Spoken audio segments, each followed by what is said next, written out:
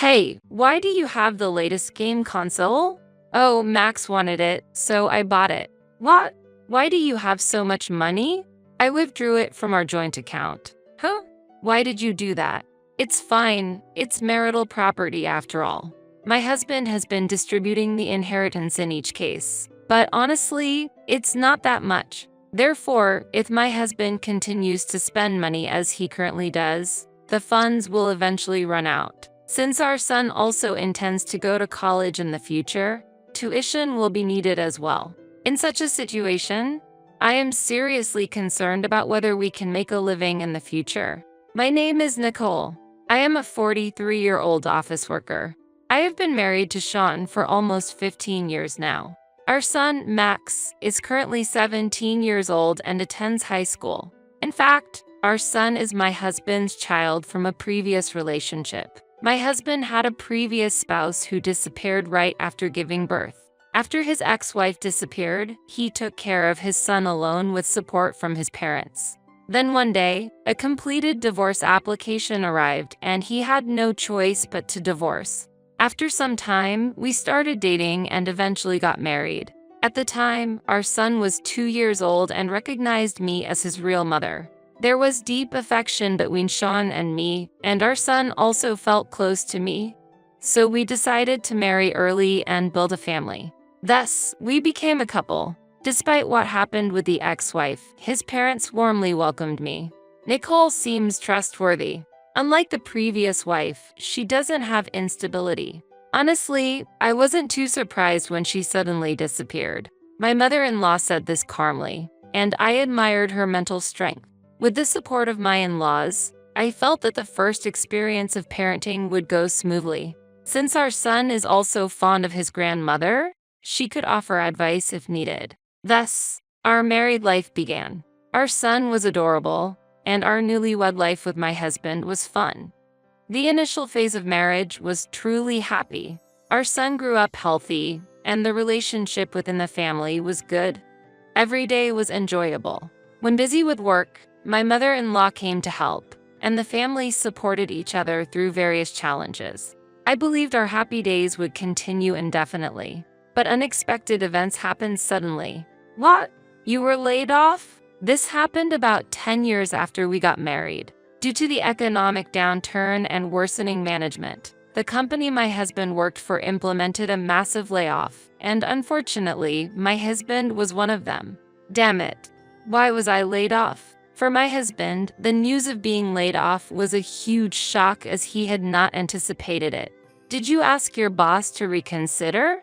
Of course, I tried. I also asked for the reason. They said it would be okay because my wife earns well. They told me there's no problem with our income because you work for a big company.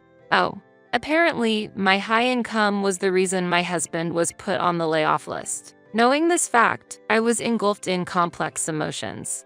I felt guilty, but I had worked hard in job hunting, joined my current company, and worked as an employee to increase my salary. Currently, I hold a managerial position, have subordinates, and am working as hard as I can. It's hard to accept that my efforts are seen in a negative light. But you know, if the management is bad, the company might eventually go bankrupt. It's a chance to change jobs earlier, let's think positively. That's true. Although my husband's expression was gloomy, he tried to change his mood with my encouragement. However, when nothing seems to go right, nothing progresses as hoped. He seems to be struggling to find a new job. Even when trying to find a workplace that offers a salary equivalent to his previous one, he's not successful. When I suggested, how about considering a lower salary level? He exploded in anger, asking, "Are you mocking me? I don't mean it that way, but it's going to be tough if you can't find a job. Seeing my husband suffer like this is unbearable for me. That's why I hoped he would decide to re-employ even if it meant accepting a lower salary and start working actively again." After many discussions, I encouraged him to take interviews at various companies. However, that attempt also failed. Even when considering lower salary levels, he wasn't hired. Gradually, my husband's mood became more volatile. "You're the one who said to think about lowering the salary. And yet, it's completely useless. Are you trying to embarrass me? He yelled at me, overwhelmed by anger. Facing such unjust anger, I too was at a loss. However, my husband had no one but me to direct his powerless anger at. Therefore, he decided to give up on regular employment and instead started working part-time. For me, having even a little income is far better than clashing with my stressed husband. But unfortunately, misfortunes seemed to follow one after another. It was sudden, but my father-in-law passed away due to illness, leaving us speechless. The suddenness of it meant neither my husband nor I could catch up with our emotions. When we rushed to the hospital, my father-in-law had already passed away and was lying on a bed covered with a white cloth. Dad, why? We always appreciated my father-in-law's kindness, and his death brought deep sadness. An emotional outburst at the funeral was inevitable, and we shed tears. Mother, are you okay? Yes, I'm sorry to worry you. I never thought my husband would pass away first. He always said he didn't want to be left behind. He promised me, don't worry, I'll see you off. And yet, he broke that promise. My mother-in-law was deeply disappointed at losing her beloved husband.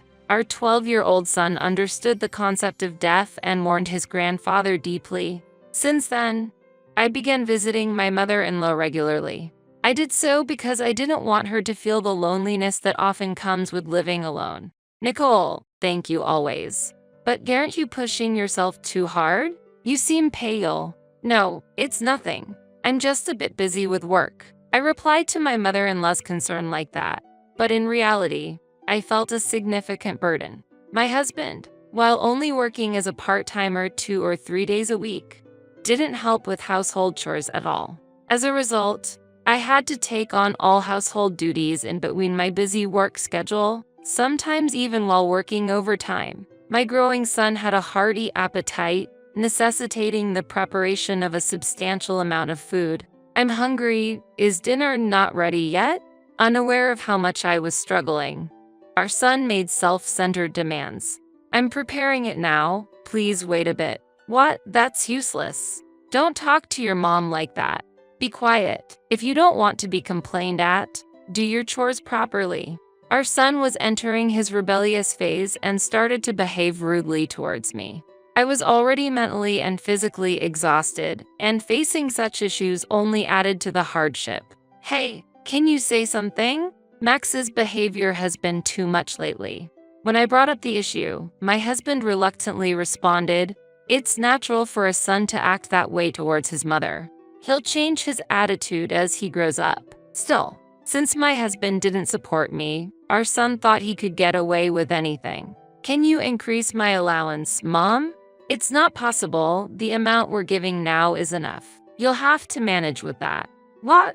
Our life is supported by Dad.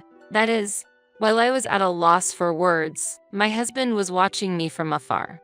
Actually, my husband had asked me to hide the fact that he was employed on a non-regular basis from our son. He wanted to maintain his pride as a father. It seemed trivial to me, but I felt it was important to him. However, seeing our son say such things, I realized that this fact was indeed affecting him. Even the income from Mom's part-time job isn't much different from mine. If I start working part-time in high school, I could earn as much as Mom does. Our son declared this and wouldn't listen to anything I said. As a result, my stress increased day by day, and it began to show in my physique. Since I needed to prepare meals for our son and husband first, I ended up eating my portion after they had finished. Consequently, eating late and the stress made it easier for me to gain weight. Gradually, I gained about 22 pounds in half a year. Although I wouldn't be considered obese, I had clearly become rounder. Our son and husband started to mock me, comparing me to a pig and laughing. Mom, you clearly can't manage yourself. Don't come to the school open day. It's embarrassing. Our son, now in middle school, became even more disrespectful. And it seemed my husband was encouraging that attitude. Hey, why did you buy a new game console? Max wanted it, so I bought it. Wait, how did you afford that? I used our joint account. Huh? Why would you do that without asking? It's fine. It's our shared funds. I'm just trying to maintain a good relationship with our son as a father. How does giving things build a good relationship? Quiet down. Enjoying games together is a form of interaction. Don't get mad over trivial things. If you're concerned, you should worry about your own figure. My husband snapped back with those words. After that, no matter what our son requested, my husband continued to provide it instantly. Our son stopped asking me for things and only asked my husband. My husband happily fulfilled our son's requests, giving him anything, but the money used came from our shared savings.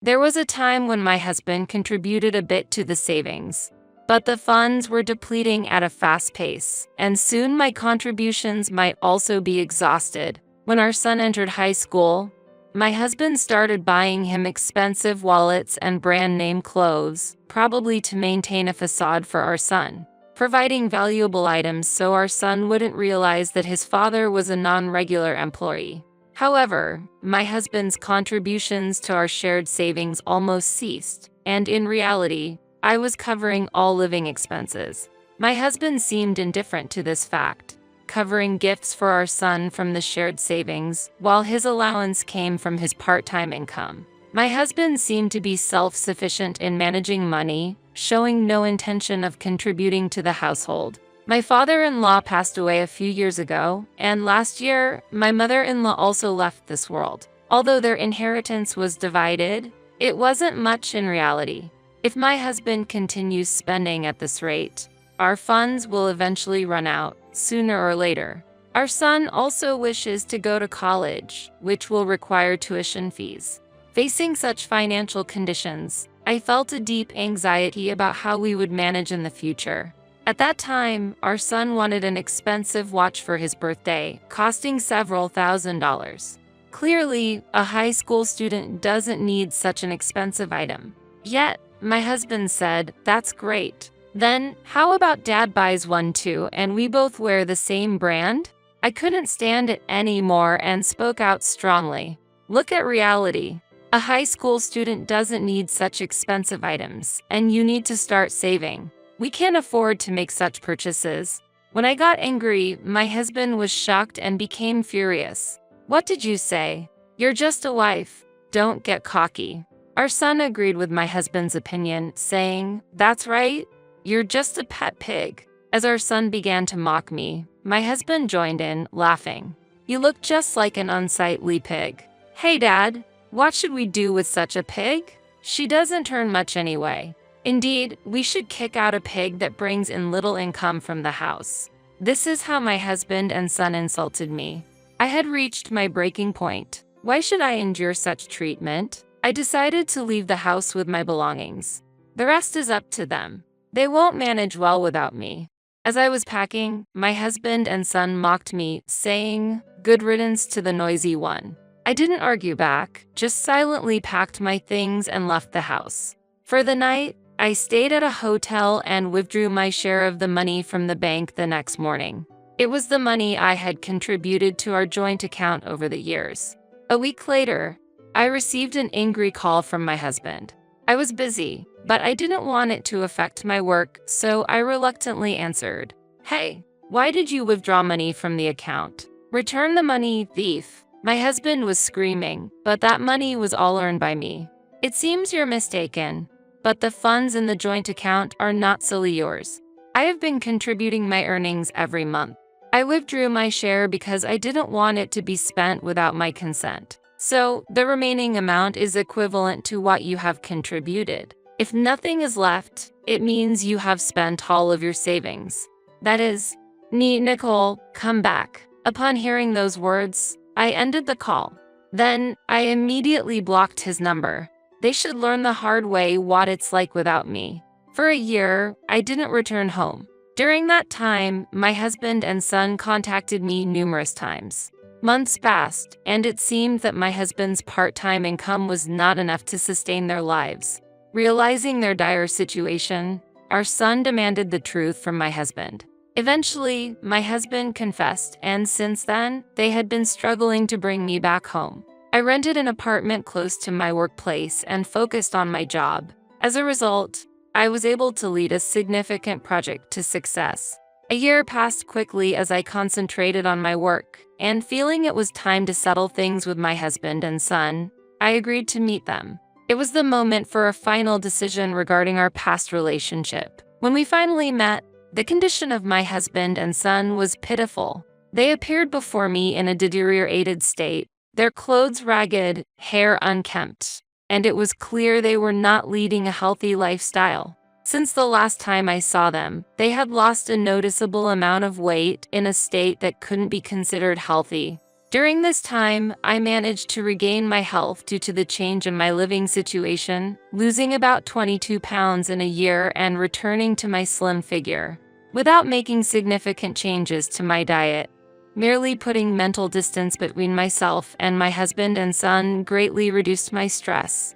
Additionally, incorporating moderate exercise into my lifestyle contributed significantly to my weight loss. My husband earnestly pleaded for me to return, but his plea did not move my heart. "Please, come back." As he begged on his knees, I responded calmly. "Such worthless pleading? What could it possibly mean? It's useless to do such a thing. I came here today to formally request a divorce," I stated clearly. At that moment, it seemed as if the color drained from the faces of my husband and son. "Wait, if we get divorced, we'll truly be left with nowhere to go," my husband pleaded desperately. Our son also said, "Yeah, I've already sold all my branded stuff for lunch money.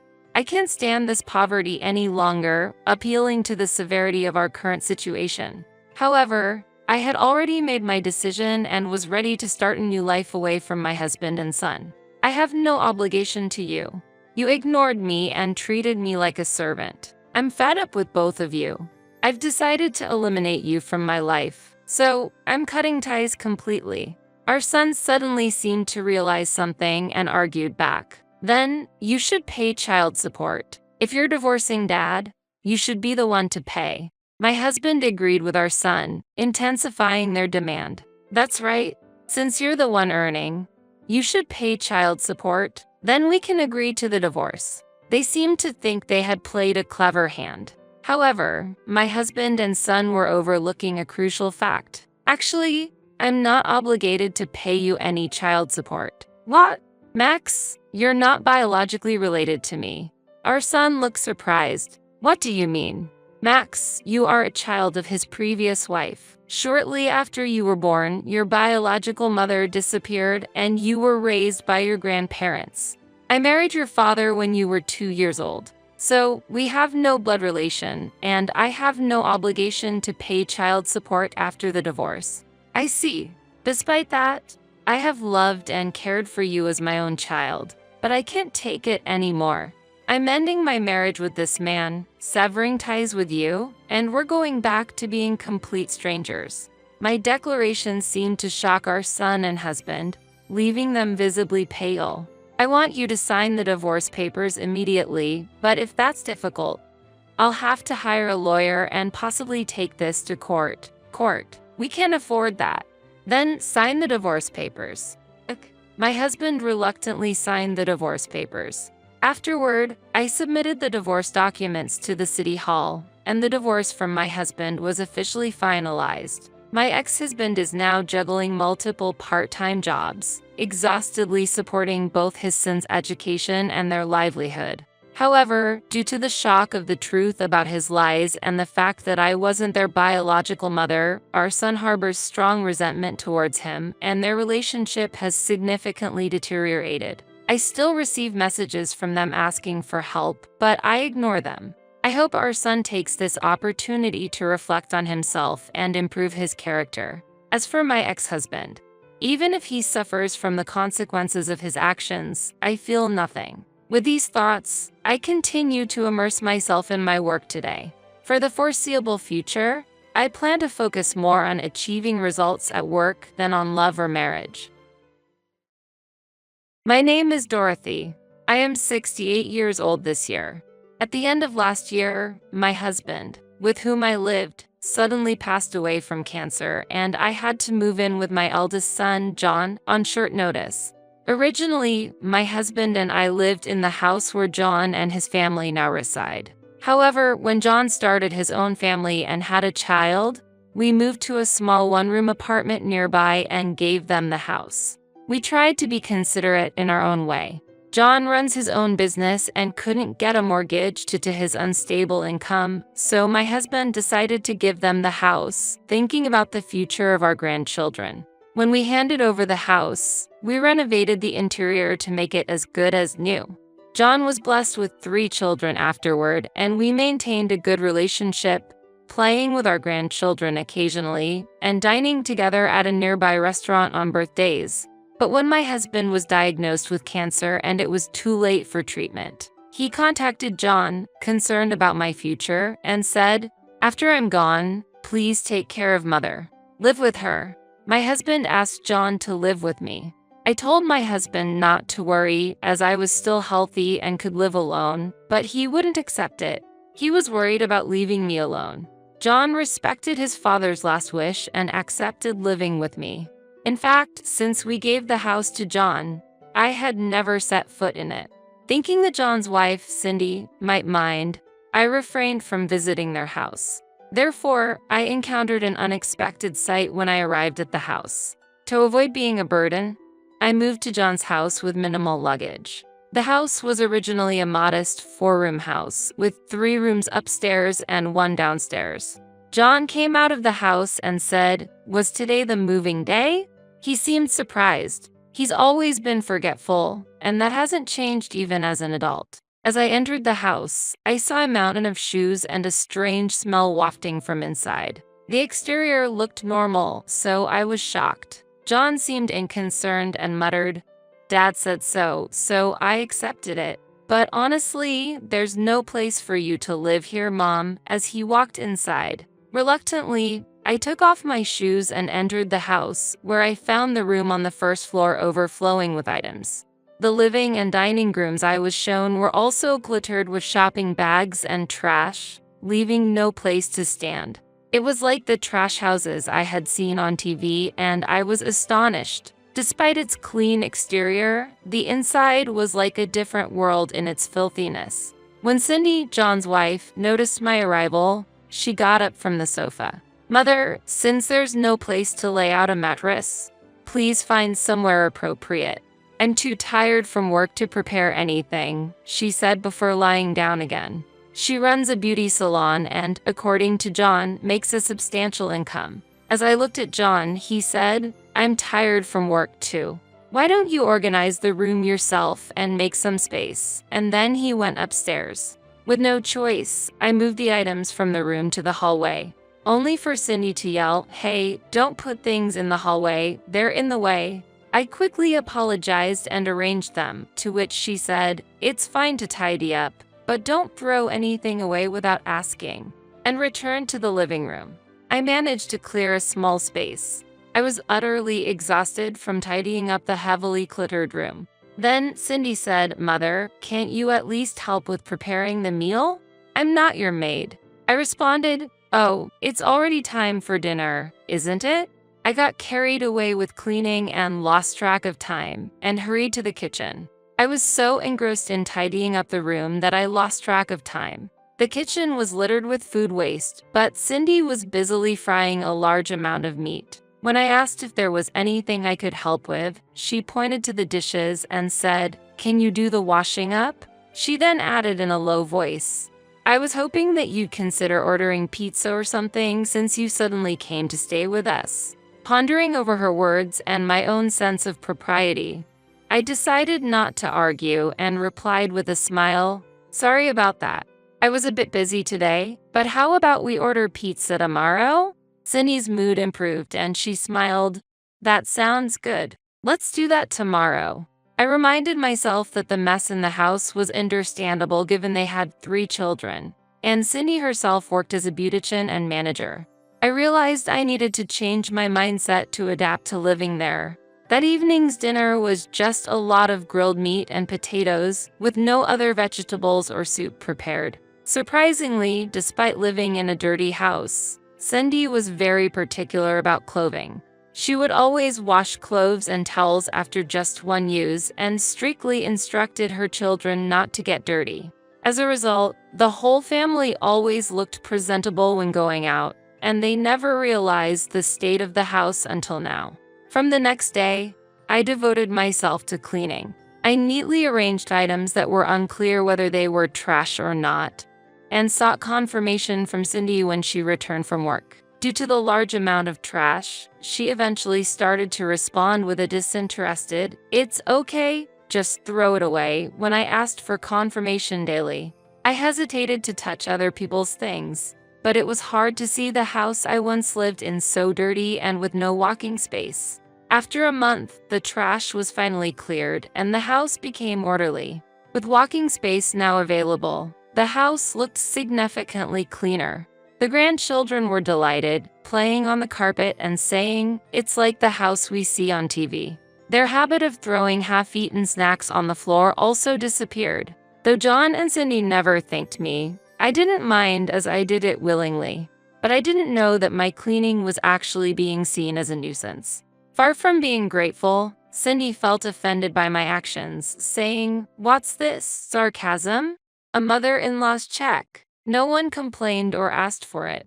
I accidentally overheard this during a late-night trip to the bathroom while John and Cindy were having a drink. John said, "If it weren't for Dad's words, we wouldn't have taken her in, who lives on a pension." His words were in full support of Cindy. Hearing this directly made me very sad. Wondering if there was something wrong with the way I raised him, I returned to my room unnoticed. I felt pathetic sleeping in a dark, small space surrounded by my belongings. However, thinking of my grandchildren who grew up in an unclean environment, I convinced myself that my actions were right and fell asleep. After that, whenever I cleaned, Cindy would quietly leave somewhere. Unable to bear always having meat and potatoes for meals, I proposed to Cindy, "Would it be okay if I made a stew next time? Considering my age, I need vegetables." She hysterically placed the dishes down and coldly replied, "Do as you like, but arrange the ingredients yourself." It seemed I had angered her. From then on, she left all cooking to me and stopped entering the kitchen. The grandchildren, likely deficient in vitamins, ate vegetables and fruits, saying, "It's so delicious." They started to become affectionate, asking, "Grandma, put a fried egg on the curry?" "Me too, me too." One night, when Cindy was late due to a drinking party, the grandchildren came to my mattress and slept with me. Since then, even when their parents were home, they started sleeping with me. This probably irritated Cindy even more. Having the children become attached to their grandmother might not have been pleasant for her. Eventually, I ended up preparing all the meals. About half a year after that, the summer holidays began, and the family started planning a vacation. Without saying anything to me, John and Cindy, along with the children, were looking at brochures and searching online. It was clear from their behavior and attitude that they had no intention of taking me with them. Honestly, even if they did, I wouldn't have enjoyed it. I decided to enjoy my role in taking care of the house in their absence. However, my eldest grandchild suddenly asked, "Grandma is coming too, right?" The expressions of John and Cindy were complicated, but as the grandchild insisted on my joining, it was decided that I would go along. Cindy, seemingly displeased, said, "Since we'll go early, please prepare everyone's breakfast and do the laundry. It's only natural since we're taking you." Therefore, I woke up at 4 a.m. to prepare the meals and do the laundry. On the car journey, I needed frequent bathroom breaks due to my age, and whenever we entered the highway, I had to ask, "Sorry, could we stop for a break?" Several times. John and Cindy, eager to reach the destination, could barely hide their irritation at the crowded rest stops. The grandchild who wanted me to come also became impatient, saying, "Let's go quickly." John scolded, "It's your fault," which startled the grandchild into crying loudly. With the added traffic congestion, the mood in the car worsened, and Cindy kept complaining, "We spent so much money for this, and it's terrible." It was hard enough for me to get a break. Upon reaching the amusement park, I said, "I'll wait at the cafe while everyone enjoys themselves," and distanced myself. After the children regained their spirits and ran off to the playgrounds, Cindy returned and said, "Please pay for your own expenses," adding another layer of discomfort. With no facilities for the elderly at the amusement park and the cafe getting crowded, I decided to sit on a bench outside. I had taken precautions against the sun, but the summer heat was intense, and the next thing I knew, I was in the amusement park's medical room. I overheard a doctor-like person scolding John and Cindy, saying, "How could you neglect an elderly person like this?" It seemed I had a mild heat stroke. The early morning lunch preparation, laundry, and long car ride seemed to have affected my poor health. John and Cindy, looking annoyed, took me back to the hotel. After checking in, they led me to my room, saying, "Please don't cause any more trouble, and we really shouldn't have brought you. We're going out for the night, so eat something before leaving for the amusement park again." Feeling dizzy, I laid myself down. Alone in the quiet hotel, I began to question what I was doing. Usually, I was busy caring for my grandchildren and doing housework without much time to think. The vacation planning lacked consideration for me, and no one cared that I fell ill after being overwhelmed with early morning tasks. I was lying down there, staring at the ceiling, wondering if this was right. I thought that if I were to collapse in the future, they would probably neglect me just as they had now. Even though I did housework, I was treated as a nuisance. As a mother who had given birth to a son, I realized that I had been harboring expectations, but that was a mistake. I fell asleep pondering whether I should make a decision. Later on, around 6 p.m., I heard my grandchildren's voices asking, "Grandma, are you okay?" They seemed to have returned early from the amusement park because they were worried about me. John and Cindy were whispering in the background, sounding displeased. Cindy then said, "Kids, go outside. I'll talk to her and let the children go out to the hotel's playground." Then Cindy began, "Mother, please stop. Don't you think it's extravagant for an elderly person to travel? Shouldn't someone living on a pension stay home and clean? You're good at cleaning, right?" she said accusingly. The trip was planned for 2 nights and 3 days, and we were supposed to go back to the amusement park the next day. The final day was scheduled for a trick art exhibition and a museum tour, which I thought I could participate in. However, when I asked, "Do I have to leave right now?" John replied irritably, "What else is there?" He vented, "What am I supposed to do now? The plans are ruined. Honestly, I only took you in because of Dad's will, but I can't stand the idea of you having fun for free." Those words solidified the vague decision I had in my mind. I realized I should sever ties with them. I stood up and said I understand, gathered my belongings, went to the front desk, and asked for a taxi. When my grandchildren noticed me, I thought of it as a final farewell and said, "Grandma isn't feeling well, so I'm going home early. You guys have fun," and patted their heads. They seemed to sense something was wrong but couldn't articulate it and just said, "Get well soon," with a smile. I got into the taxi, gave the driver my home address, and he expressed concern about the long-distance fare. I showed him my platinum card and said, "I'll pay with this." He thanked me and started driving quietly to avoid making me feel sick. Upon arriving home, I immediately began cleaning. This time, the cleaning seemed to be quite extensive. The condominium I used to live in was up for rent, but fortunately, no tenant had been found yet, so I was able to return right away. The next day, I packed my things, left John and Cindy's house, and contacted a real estate agent. I said, "I want to let go of that house." After a week, John, apparently having trouble with the real estate agent who came for the appraisal, called me furiously. I visited their house and quietly said, "I've decided to end our relationship here. That's why I'm selling this house. It's essential to discard unnecessary things when cleaning, after all." John and Cindy looked puzzled. "This is Dad's house, right? It all became mine through inheritance." John argued. Cindy, in a fit of anger, said, "Exactly. This is my husband's property. What are you doing on your own?" Sighing, I asked, "You inherited it, but do you remember changing the house's title?" John replied, "I don't remember, but I thought it automatically became mine. That's not the case. This house is in my name." I explained, and they looked shocked. "What do you mean?" They asked. That's what I mean. Also, this marks the end of the financial aid to your company, I declared. Financial aid? Was I getting loans from you, Mom? John was astonished. I knew about John's forgetfulness, but I didn't expect it to be this severe. Have you forgotten? We deposited funds into your account every month for your business. We had a contract for that, I explained. John turned pale. I thought that money was earned by Cindy, he said, looking dumbfounded. Cindy also looked shocked, confronting John. You thought that money was earned by me? I thought it was yours. Initially, when John was struggling for funds in his early marriage, I decided to invest in his business for the sake of my grandchildren. To avoid it being seen as inheritance, I set up a personal asset management company for the investment. I had explained this clearly to John, but it seemed he mistook it for Cindy's income. Our company's name coincidentally resembled that of Cindy's beauty salon, causing the confusion. Suddenly, John asked, "Wait a minute. You mean the investments continued even after Dad passed away? Isn't that Dad's company?"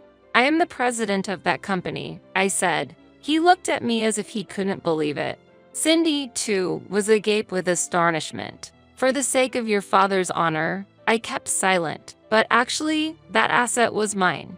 My parents were wealthy, I revealed calmly. We had married against my parents' wishes, almost like eloping. John had never met my grandparents, but as time passed, we reconciled. When they passed away, I inherited their assets. This was a distinct property, not part of the communal assets with my husband, but my personal property. Wait, so Dad didn't own it? John asked, stunned. Right, as I've said multiple times, Dad didn't leave much inheritance. I explained. It might have been natural for John and Cindy to assume it was his dad's inheritance from a general perspective. However, their belief that they received the inheritance without any formalities showed a lack of thought on John's part as a son. Originally, John started his own business because he was fired from every company he worked at. Nobody understands my talent, he would rant. We were puzzled about how to support him. Not wanting him to squander the inheritance on frivolities, we provided him with capital and loans. John, misunderstanding it as Cindy's income, had exhausted it on living expenses and business funds. Cindy's beauty salon wasn't doing well either, and her income was minimal. Yet, she seemed to be relying on John's supposed income. I thought I would inherit this house. I just followed Dad's instructions. John expressed his anger. Wait, this house isn't in your name? I thought it was already bought because it was renovated. Cindy was furious. Disappointed by their attitudes, I said, from now on, manage your affairs by yourselves, and prepared to leave. At that moment, Cindy grabbed my shoulder tightly and said with a mix of anger and anxiety, "Wait a minute. Don't you care about your cute grandchildren? What about us? Using grandchildren as a threat? How low can you go?" I firmly said, "You can't choose your parents.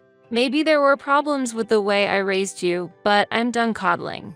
That's best for the grandchildren too," and I left the scene. Behind me, I could hear John and Cindy raising their voices. John said, "It's your fault."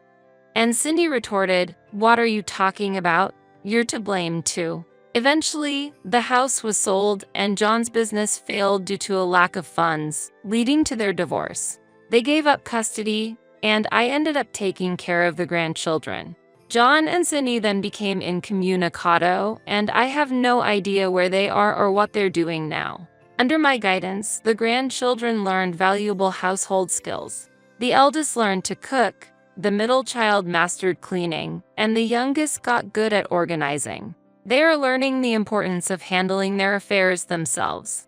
Now, they collaborate and complete the housework without my intervention. They will live their lives, learning from their parents' failures. I am happy that I could teach my grandchildren important values. Balancing their studies and housework, they also take care of me, and we are living peaceful days now.